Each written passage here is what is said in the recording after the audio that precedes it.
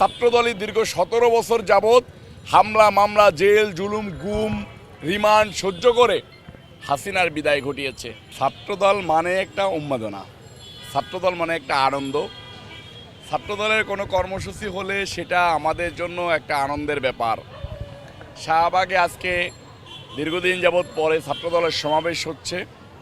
আমাদের যদিও স্পট ছিল শহীদ মিনার, সেই শহীদ মিনারে যখন আরও মনে হয় দু একটা ছোট ছোট দল সমাবেশ করতে চেয়েছে, তখন ছাত্রদল উদারতার পরিচয় দিয়ে শহীদ মিনার ছেড়ে শাহবাগের মোড়ে জড়ো হচ্ছে।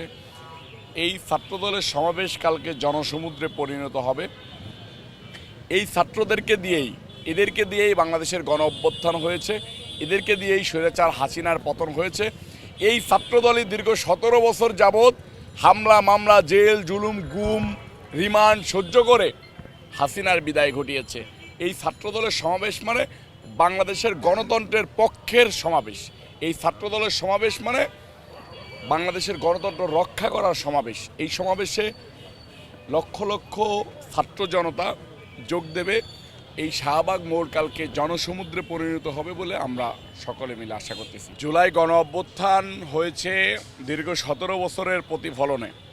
দীর্ঘ ১৭ বছর সারা বাংলাদেশের মানুষ যখন একটা জেলখানার ভিতরে বন্দী হয়ে গিয়েছে, বাংলাদেশটা একটা জেলখানায় পরিণত হয়েছে গায়েবী মামলা দ্বারা, বিভিন্ন নির্যাতন নিপীড়নের দ্বারা, তখন বিএনপির ভারপ্রাপ্ত চেয়ারম্যান জনাব তারেক রহমান সাহেব সারা বাংলাদেশের ছাত্র জনতাকে নিয়ে রাজপথে নেমে এসেছে। আপনি দেখেন যে কৃষক শ্রমিক জনতার একটা অভ্যুত্থানের মধ্য দিয়েই কিন্তু ছাত্ররা এই কৃষকদেরকে সাথে নিয়ে, শ্রমিকদেরকে সাথে নিয়ে, ছাত্ররা যুবকরা সকলে মিলে বিএনপির ভারপ্রাপ্ত চেয়ারম্যান জনাব তারেক রহমান সাহেবের নেতৃত্বে ১৭ বছর যাবৎ লড়াই সংগ্রাম করেছে। সেই ১৭ বছরের প্রতিফলন ঘটেছে জুলাই আগস্টের ৫ই আগস্ট।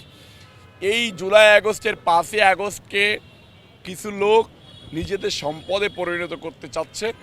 আমরা সেদিকে তাদেরকে তিরস্কৃত করতেও চাই না, আমরা তাদেরকে ঘৃণাও করতে চাই না। আমরা শুধু তাদেরকে পরামর্শ দিতে চাই যে তোমরা যেহেতু ছোট, তোমাদের মেন্টালিটিটাও ওই রকমের ছোট জায়গায় রয়েছে, এখানে তুমি বিএনপির ভারপ্রাপ্ত চেয়ারম্যান জনাব তারেক রহমান সাহেবের কাছ থেকে শিক্ষা নিয়ে সারা বাংলাদেশের ছাত্র জনতা, কৃষক, শ্রমিক সকলে মিলে যে অভ্যুত্থানটা করেছে, বিএনপির ভারপ্রাপ্ত চেয়ারম্যান জনাব তারেক রহমান সাহেব বলেছে ৫ই আগস্ট হচ্ছে বাংলাদেশের প্রত্যেকটা নাগরিকের আন্দোলনের ফসল।